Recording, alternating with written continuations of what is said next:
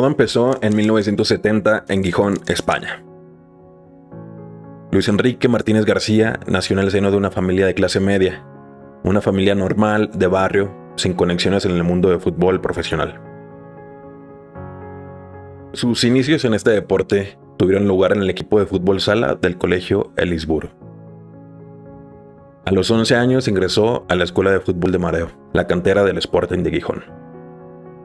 Y con 14 años se marchó al Club Deportivo Labraña, donde jugó hasta cumplir la mayoría de edad.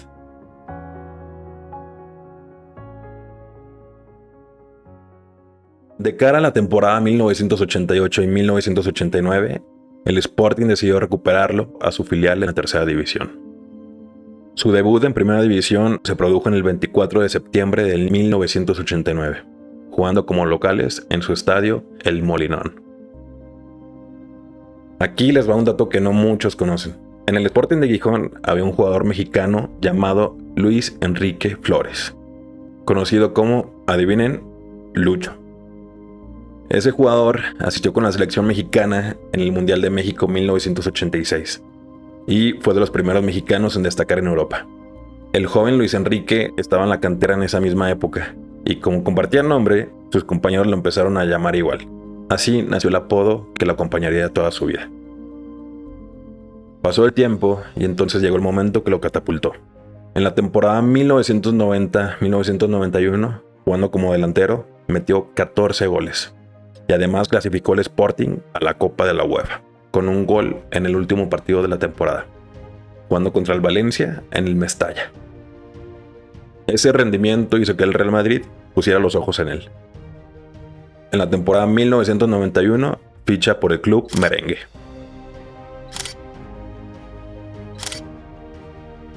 Donde jugó 5 temporadas, ganó una liga, ganó una Copa del Rey y una Supercopa. Jugó partidos importantes, marcó goles relevantes, pero nunca sintió que pertenecía del todo. Su corazón latía en otro lugar. En 1996 tomará la decisión que marcaría para siempre su carrera. Fichó por el eterno rival, por el FC Barcelona. Para miles de madridistas fue una traición imperdonable. Lo abuchearon, lo insultaron y el odio que le tuvieron duró años. Pero para él fue un acto de valentía pura. Y en el Camp Nou se reencontró consigo mismo. Se convirtió en un guerrero polivalente, en el capitán y en el nuevo ídolo culé. Con la camiseta del Barça jugó 207 partidos donde marcó 73 goles. Ganó 2 ligas en el 98 y en el 99, 2 Copas del Rey, una Recopa de Europa y una Supercopa de Europa. Ya entonces se notaba la dualidad que tanto lo define. Capaz de odiar al rival con todo su ser y a la vez amar a su nuevo club con la misma intensidad. Desde que he llegado a Cataluña y Barcelona, me he sentido más querido que en toda mi vida. Fuera de la cancha, Lucho también comenzaba a construir. No era suficiente el fútbol. Participaba en maratones, practicaba ciclismo o incluso hacía Ironmans. Porque él es así. Tiene que sentir el dolor de verdad. Solo cuando su cuerpo y mente gritan, Luis se siente vivo. Se retiró como jugador en el año 2004, con más de 500 partidos oficiales y más de 200 goles en toda su carrera. Una leyenda del fútbol español. Pero su historia apenas empezaba.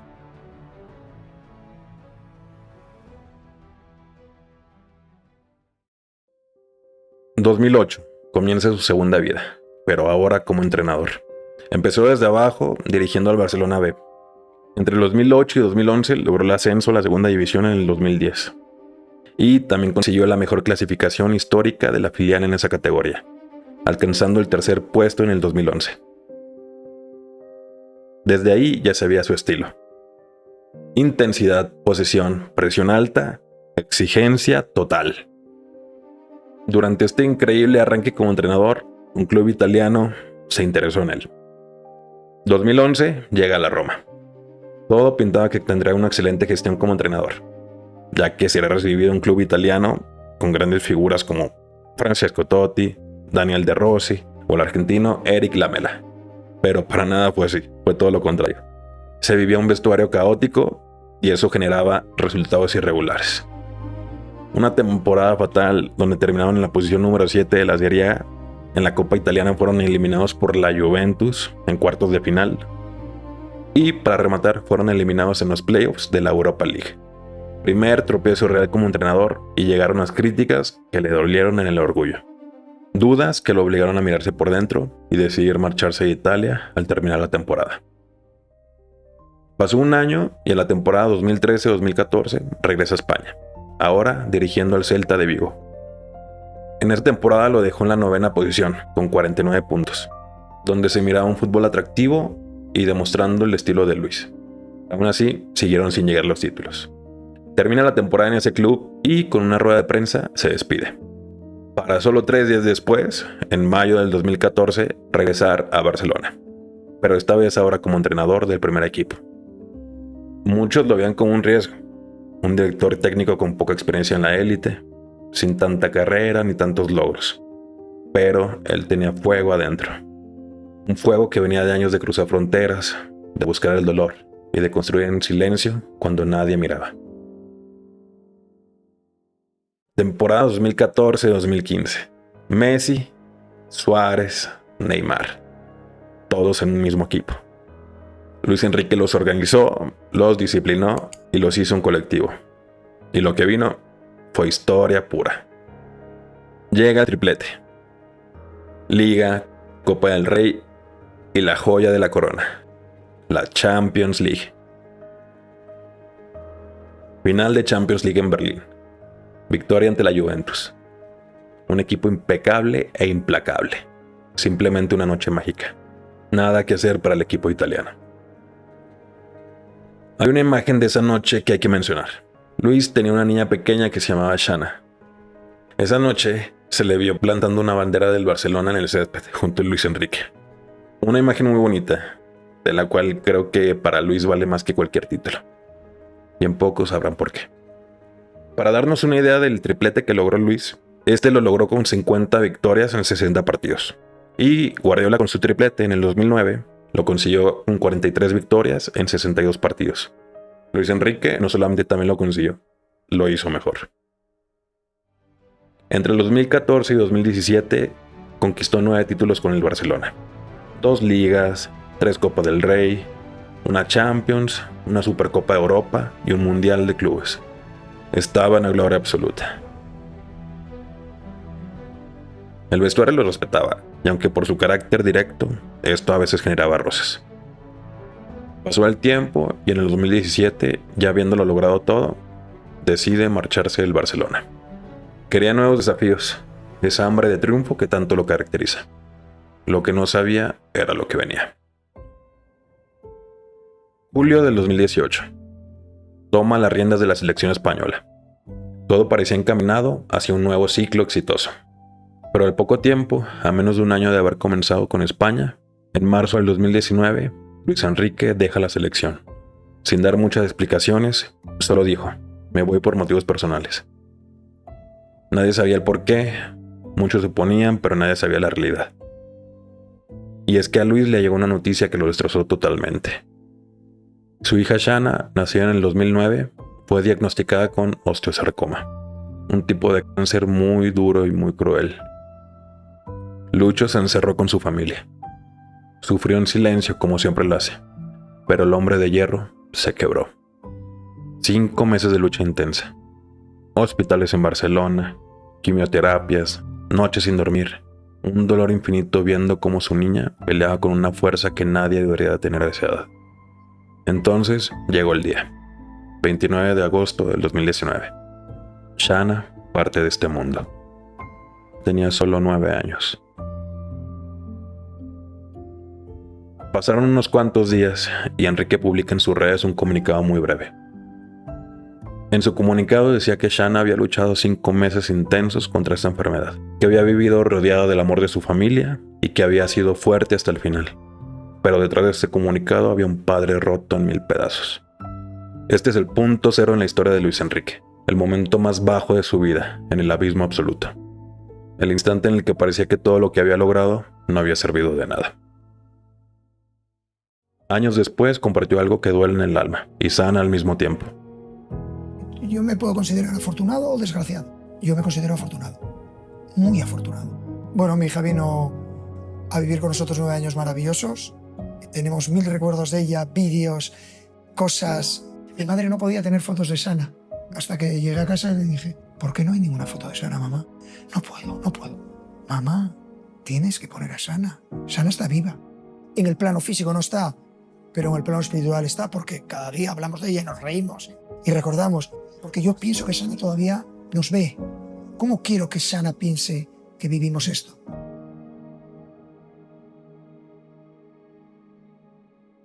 Esas palabras muestran a un hombre que eligió no derrumbarse, a un hombre que decidió ver sus años de amor como un regalo, en lugar de quedarse atrapado en la ausencia. Se alejó del fútbol, pedaleó más que nunca y corrió hasta el límite.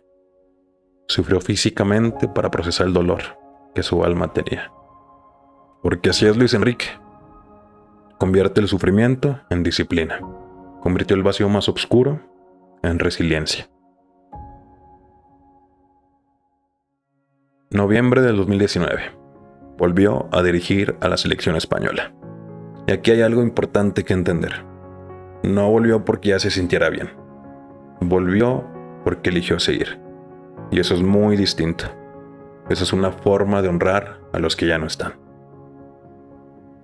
Llegó a semifinales de la Eurocopa del 2021, donde cayó ante Italia, quienes después fueron campeones de esa copa.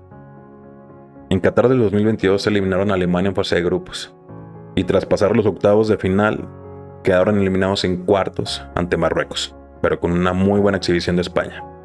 Eran tropiezos, pero cada caída lo endurecía más. Cada crítica la usaba como combustible, y es que ahora sabía lo que importaba de verdad. Llegó el verano del 2023 y el PSG lo llamó. En París, Francia, estaría su nueva casa. Un club repleto de estrellas, de millones y millones de dólares, que a pesar de haber estado muy cerca de conseguir la Champions con un subcampeonato en el 2020, nunca había tocado la gloria europea de verdad. Luis llegó con su filosofía intacta, colectivo por encima de todo. Presión asfixiante, todos atacan, todos defienden, y esto desde un inicio daba resultados. En su primera temporada ganó el triplete local, Supercopa de Francia, la Ligue 1 y la Copa de Francia. Todo iba muy bien, pero cayó en semifinales en Champions ante el Borussia Dortmund, y las críticas nos hicieron esperar. Y entonces tomó una decisión que no muchos entendieron. Dejó marcharse a Mbappé, la estrella más grande del club hasta ahora. ¿He cumplido con mi trabajo? Sí. ¿Podría haberlo hecho mejor? Sí, claro. ¿Creo que lo voy a mejorar el siguiente año? Sin ninguna duda. Un jugador que se movía por donde él quería implica que hay situaciones de juego que yo no controlo. El año que viene las voy a controlar todas. Todas, sin excepción. Esas palabras generaron mucho escándalo, pero que también revelaban una gran verdad. El talento sin entrega colectiva es una carga, no un regalo. Y el tiempo le daría la razón. Poco a poco el equipo cambió. Dembélé encontró consistencia, jóvenes como Barcola, Zaire Emery y Vitinha crecieron, y el PSG dejó de ser un conjunto de egos para convertirse en un bloque unido, resiliente y hambriento de historia. Y entonces llegó la temporada 2025. La temporada que nadie olvidará en París. El PSG había pasado años comprando estrellas, gastando fortunas, armando equipos llenos de egos y nombres imposibles. Los mejores del mundo, y aún así, la Champions se les escapaba una y otra vez. Era el club más caro del mundo y nunca había ganado lo más grande. Hasta que llegó ese entrenador asturiano que no cree en las estrellas, que cree en lo colectivo. Ese entrenador construyó algo diferente, algo real. Dembélé encontró su mejor versión. Barcola explotó. Zaire Emery maduró a una velocidad que nadie esperaba. Vitinha se convirtió en el cerebro del equipo. Un grupo de jóvenes hambrientos que jugaban para lograr algo más grande que ellos mismos. Y entonces todo ese esfuerzo dio frutos. Llegó la final de la Champions League del 2025. PSG contra Inter de Milán. Paris Saint-Germain contra el mundo. Y el resultado, histórico. 5-0 a favor del PSG. Algo que nunca antes se había visto en una final de Champions. Una de las finales más dominantes en la historia de esta competición. El PSG no le ganó al Inter, lo aplastó. Esta Champions no solamente impulsó a Dembélé a ganar su primer Balón de Oro, sino que en esa misma temporada, en el 2025, Luis Enrique fue elegido como el mejor entrenador del mundo. El niño asturiano, que empezó pateando el balón en las calles de Gijón, reinaba nuevamente toda Europa, ahora desde París. Pero hay algo en esa imagen de Luis Enrique levantando la copa esa noche que va más allá del fútbol. Porque 6 años antes, viendo como su hija Shana peleaba contra algo que ningún gol, ningún título, ninguna cantidad de dinero del mundo podía detener. Y sin embargo él estaba ahí, en París, en la cima del mundo. Luis Enrique no olvidó a Shana para ganar esa Champions. La llevó con él. En cada decisión difícil, en cada momento que pudo rendirse y no lo hizo. En cada vez que eligió seguir cuando era más fácil parar. Ella estaba ahí. Shana está con la familia y con todos sus amigos. Todos los días, se gane, se pierda, se levante uno de mal humor, se levante de buen humor. Cuando uno ama a personas desde el corazón, siempre está conmigo, siempre está con mi familia. Y hoy seguro que estaría por aquí corriendo, aunque quizás ya sería un poco más mayor, pero bueno.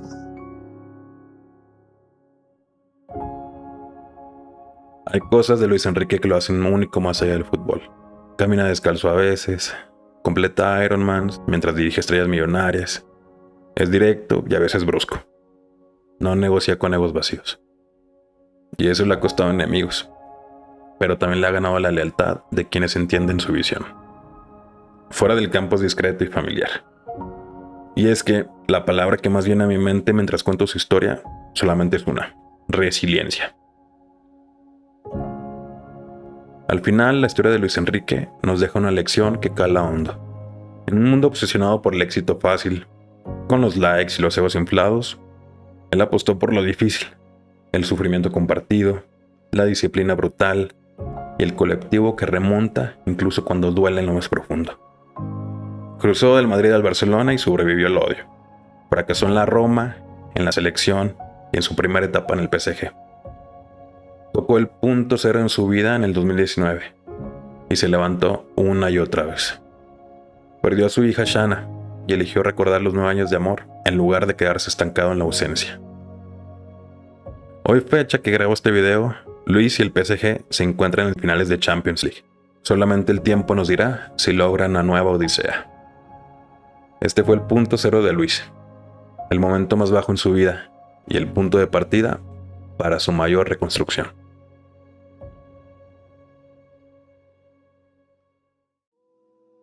¿Crees que la resiliencia de Luis Enrique inspira o que su exigencia es el precio que hay que pagar por la gloria? Déjame tu opinión en los comentarios, me interesará mucho leerlos. Gracias por estar aquí en mi primer video.